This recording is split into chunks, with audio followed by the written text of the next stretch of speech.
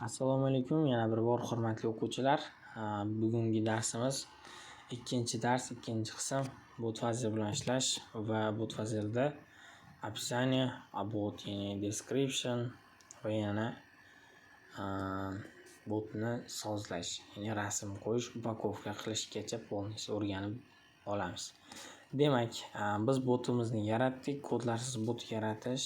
Botimiz mana ko'rib turganingizdek, hozir faqat kodlarsiz deyilgani uchun mana shunaqa yaratilgan. Va bu joyda kodlarsiz bot yaratish bot degan foydalanuvchi nomi turibdi. Agar start bosganimizda ham bizda hech narsa chiqmaydi. Hali bu botimiz tayyor ishga tushmagan. Xo'p, demak, hurmatli o'quvchilar, biz endi keyingi qiladigan ishimiz my bots deb bosamiz va kodlarsiz bot yaratish. Bu joyda sizga agar mabodo bu tokeningiz tepada qolib ketadigan bo'lsa, my bots bitta bosasizda, bu yerda IP token degan mana shuni kopiya qilib olsangiz bo'ladi. Revoke degani mana new tokeningiz, ya'ni tokenni almashtirib beryapti. Xo'p. Demak, bot settings degan joyi bor. Ya'ni botingizni o'sha ya'niki menu botdan domain channel admin rights, group admin rights, bu narsalar botni o'zini sozlash, ya'ni asosan nima uchun? Gruppa uchunmi yoki kanal uchunmi yoki to'lov qilish uchunmi yoki har xil tugmali bot yaratish uchunmi deb aytyapti. Va bu yerda back to list qilamiz.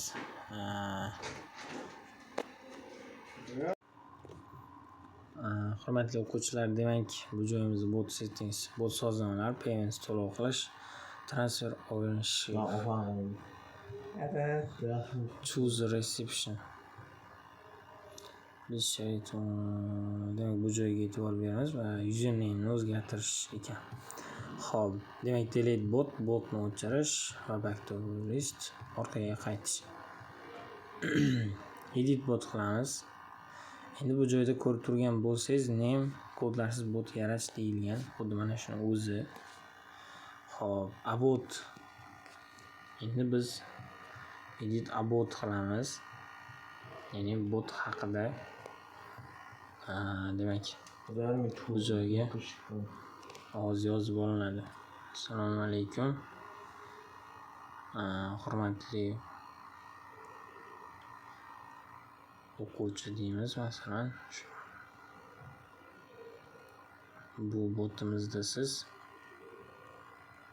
kurs haqida ma'lumot olishingiz mumkin. Ma'lumot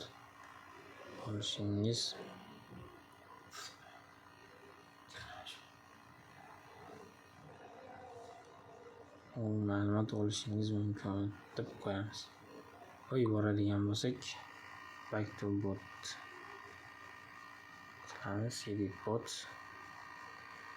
Demak, endi botimizga o'tib ko'radigan bo'lsak, bu joyda ma'lumot paydo bo'ldi. Assalomu alaykum, hurmatli o'quvchi.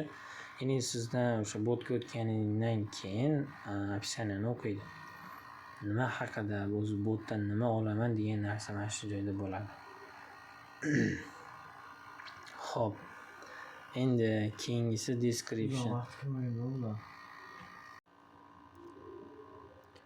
Xo'p, description degan joyida demak, botga start bosganingizdan keyin keladigan ma'lumot. Xo'p, edit description qilamiz. Bu joyda bu joyga ham xuddi shunaqa ma'lumot yozib qo'yamiz vaqtinchalik. Assalomu alaykum. Hurmatli o'quvchi, botimizga start bosib ma'lumot olishingiz mumkin deb qo'yamiz.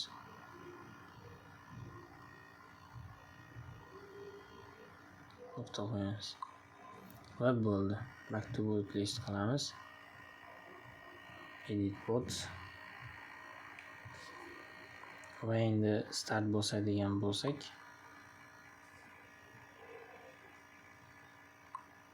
hop, hozir nima ishlamadi?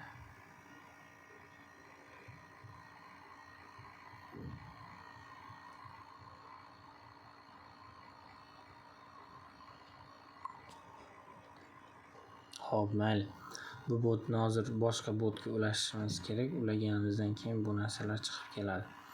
Demak, edit description picture.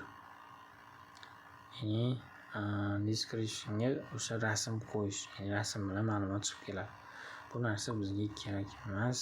Active bots, edit bots va edit bot pic. Endi botga rasm qo'yish vaqtinchalik demak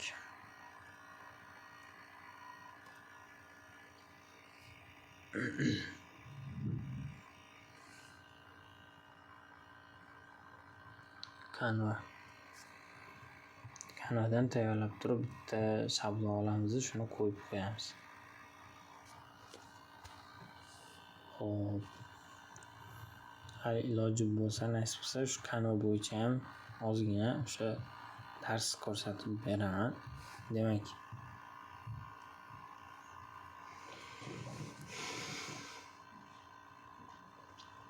logotip bosamiz.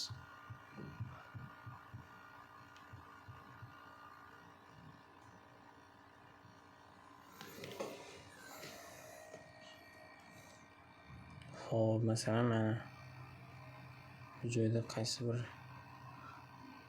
mana shuni qo'yamiz. Masalan, kodlarsiz bot yaratish deb qo'yib qo'yamiz.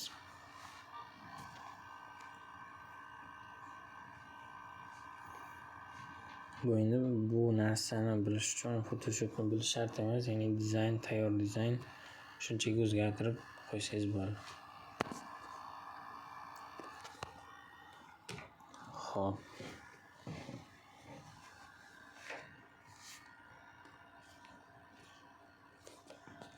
Ustiga ikki marta bosamiz. Kodlarsiz bot bu joyga ikki marta bosamizda yaratish deb qo'yamiz.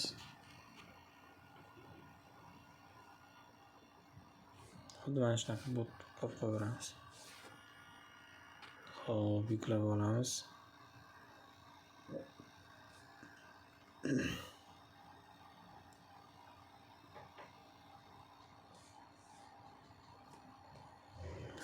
Biz yuklaysiz deyapti.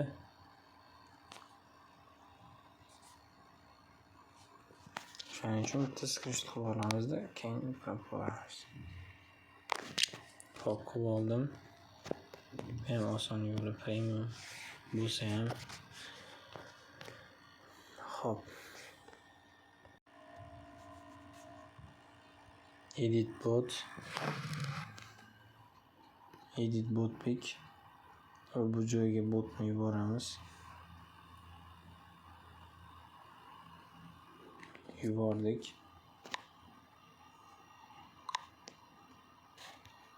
Active bots, edit bots.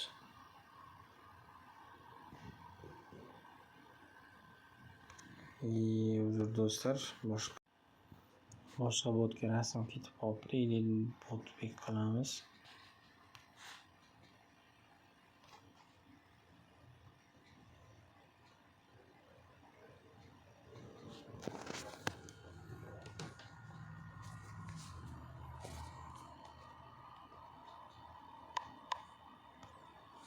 Demak, rasm yubordik.